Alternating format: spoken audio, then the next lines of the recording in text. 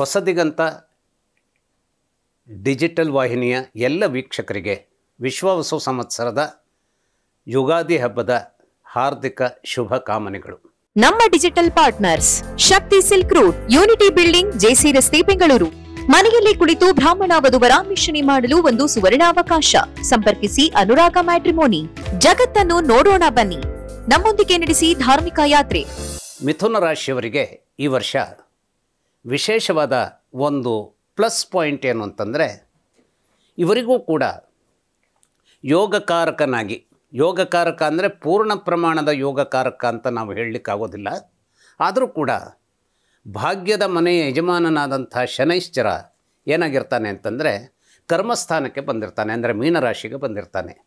ಮೀನರಾಶಿಗೆ ಒದಗಿ ಬರುವಂತಹ ಶನೈಶ್ಚರನ ಮೂಲಕವಾಗಿ ಕೆಲವು ರೀತಿಯ ಯಾವುದೋ ಕಾರಣಗಳಿಂದಾಗಿ ತಡೆಹಿಡಿಯಲ್ಪಟ್ಟಂಥ ಪ್ರಮೋಷನ್ಸ್ಗಳಿಗೆ ಅವಕಾಶಗಳು ಒದಗಿ ಬರುವಂಥ ಸನ್ನಿವೇಶ ಈ ಮಿಥುನ ರಾಶಿಯವರು ಈ ವರ್ಷ ಆನಂದಿಸಲಿಕ್ಕೆ ಸಾಧ್ಯವಾಗುವಂತಹ ದಿನಮಾನಗಳನ್ನು ನಿರೀಕ್ಷೆ ಮಾಡಬಹುದು.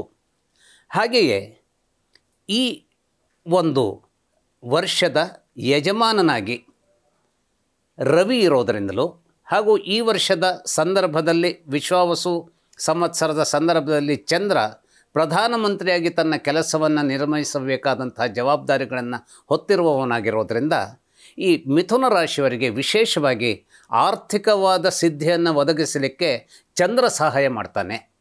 ಇವರ ಜಾತಕದಲ್ಲಿ, ಮೂಲ ಜಾತಕದಲ್ಲಿ ಒಂದು ನಾವು ಅಪರೂಪದ ಒಂದು ಯೋಗ ಏನು ಶಶಿಮಂಗಳ ಯೋಗ ಅಂತಿದೆ, ಅದು ವಿಶೇಷ ಕಾರಣಗಳಿಗಾಗಿ ಮಂಗಳ ಮತ್ತು ಚಂದ್ರರ ನಡುವಿನ ಸಂಬಂಧದಿಂದಾಗಿ ಉಂಟಾಗುವಂಥ ಯೋಗ.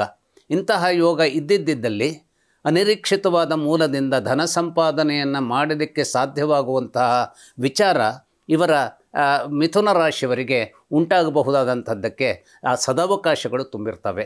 ಹಾಗೆಯೇ ಈ ರಾಶಿಯವರು ಈ ವರ್ಷ ಅನೇಕ ತಮ್ಮ ದೈನಂದಿನ ಸಂದರ್ಭದ ವಿಚಾರಗಳಲ್ಲದೆ ಕರ್ಮಸ್ಥಾನದಲ್ಲಿ, ಅಂದರೆ ಕೆಲಸದ ಸ್ಥಳದಲ್ಲಿ ಯಾವುದೋ ಒಂದು ಪಾಸಿಟಿವ್ ಅಂಶಕ್ಕಾಗಿ ವಿದೇಶಗಳಿಗೆ ಹೋಗಿ ದುಡಿಯುವಂತಹ ಅಥವಾ ಅನೇಕ ವಿದೇಶಗಳನ್ನು ಸಂದರ್ಶಿಸಿ ಬರಬೇಕಾಗಿ, ಕೆಲಸದ ನಿಮಿತ್ತವಾಗಿ ಸಂದರ್ಶಿಸಿ ಬರಬೇಕಾದಂತಹ ಒಂದು ಜವಾಬ್ದಾರಿ, ಆ ಜವಾಬ್ದಾರಿ ಮೂಲಕವಾಗಿ ಮನಸ್ಸಿಗೆ ಆನಂದ ಅಥವಾ ಆರ್ಥಿಕವಾದ ಧನಲಾಭ ಇದನ್ನು ಒದಗಿಸಿಕೊಡೋದಕ್ಕೆ ಅವಕಾಶವಾಗಿಯೂ ಕೂಡ ಈ ವರ್ಷ ಇವರಿಗೆ ನಿಲ್ಲಬಹುದು.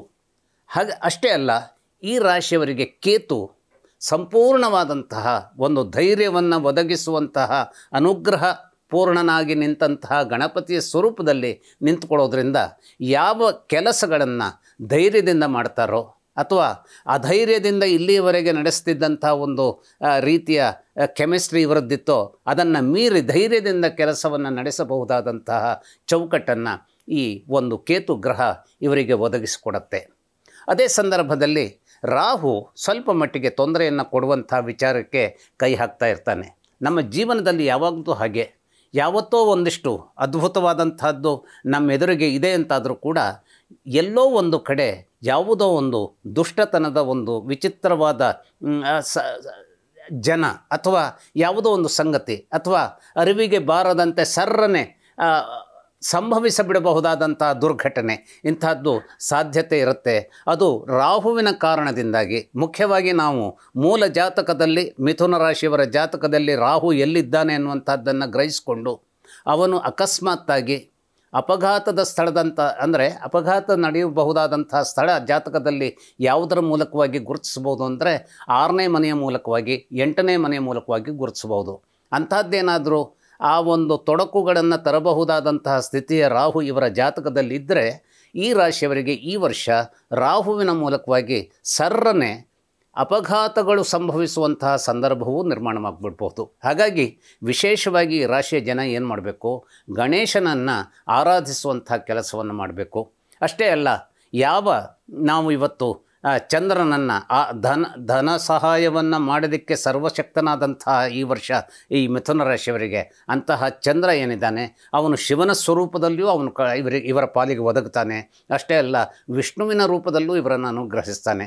ಹಾಗಾಗಿ ಚಂದ್ರನನ್ನು, ಅಂದರೆ ನೇರವಾಗಿ ಚಂದ್ರನನ್ನೇ ಅಲ್ಲದೆ ಹೋದರೂ ಶಿವನನ್ನು ಆರಾಧಿಸೋದ್ರ ಮೂಲಕ ಮತ್ತು ಎಲ್ಲ ರೀತಿಯ ವಿಷಮಯವಾದಂಥ ಸ್ಥಿತಿಯನ್ನು ಕ್ಷಣ ಮಾತ್ರಕ್ಕೆ ನಿವಾರಿಸಬಹುದಾದಂಥ ಶಿವನ ಆರಾಧನೆಯ ಮೂಲಕ ಇವರು ತಮ್ಮ ಜಾತಕದಲ್ಲಿ ಸಂಭವಿಸಬಹುದಾದಂತಹ ಅವಘಡಗಳನ್ನು ತಡೆಯುವಂತಹ ಒಂದು ವಿಶೇಷಕ್ಕೆ ಕೈ ಹಾಕುವಂತಹ ಒಂದು ವಿಚಾರಕ್ಕೆ ಇವರು ಇದು ಮಾಡಬೇಕು. ಅಂದರೆ ಏನರ್ಥ ಅಂದರೆ ಮುಖ್ಯವಾಗಿ ಶಿವ ಮತ್ತು ವಿಷ್ಣುವನ್ನು ನಂಬುವಂಥದ್ದು, ಆರಾಧಿಸುವಂಥದ್ದು ಇವರು ಮಾಡುವಂಥದ್ದಾದರೆ ಇವರಿಗೆ ಒದಗಿ ಬರಬಹುದಾದಂಥ ಅವಘಡಗಳು ತಪ್ಪಿ ಹೋಗೋದರಲ್ಲಿ ಯಾವುದೇ ರೀತಿಯ ಅನುಮಾನಗಳಿಲ್ಲ ಅನ್ನುವಂಥದ್ದನ್ನು ನಾವು ನಿರ್ಧರಿಸ್ಕೊಳ್ಬಹುದು. ಇನ್ನೊಂದು ಬಹಳ ಮಹತ್ವದ ಪ್ರಶ್ನೆ ಏನು ಅಂತಂದರೆ, ಸೂರ್ಯ ಈ ವರ್ಷದ ರಾಜನಾಗಿ ಇವರ ಪಾಲಿಗೆ ಇದ್ದರೂ ಕೂಡ ಸೂರ್ಯನ ವಿಚಾರದಲ್ಲಿ ಆಫ್ಟರ್ ಸುಮಾರು ಒಂದು ಸೆಪ್ಟೆಂಬರ್ ನಂತರದಲ್ಲಿ ಕೆಲವು 6 ತಿಂಗಳ ಮಟ್ಟಿಗೆ ಸೂರ್ಯ ಕೆಲವು ಅಡೆತಡೆಗಳನ್ನು ಇವರಿಗೆ ಆರೋಗ್ಯದ ವಿಚಾರದಲ್ಲಿ ಕೊಡುವಂಥದ್ದಕ್ಕೆ ಸಾಧ್ಯತೆ ಇರುತ್ತೆ. ಯಾಕೆಂದರೆ ಸಾಮಾನ್ಯವಾಗಿ ಮಿಥುನ ರಾಶಿಯವರಿಗೆ ಸೂರ್ಯ ಏನಾಗಿರ್ತಾನೆ, ಒಳ್ಳೆಯವನೇ ಆಗಿರ್ತಾನೆ. ಯಾಕೆಂದರೆ ಬುಧ ಮತ್ತು ಸೂರ್ಯರ ಸಂಯೋಜನೆ ಯಾವಾಗಲೂ ಅನ್ಯೋನ್ಯತೆಯ ಕಾರಣದಿಂದಾಗಿ ಬೌದ್ಧಿಕ ಶಕ್ತಿಯನ್ನು ಸಂವರ್ಧಿಸುವಂಥ ಸಂಯೋಜನೆ ಆಗಿರುತ್ತೆ.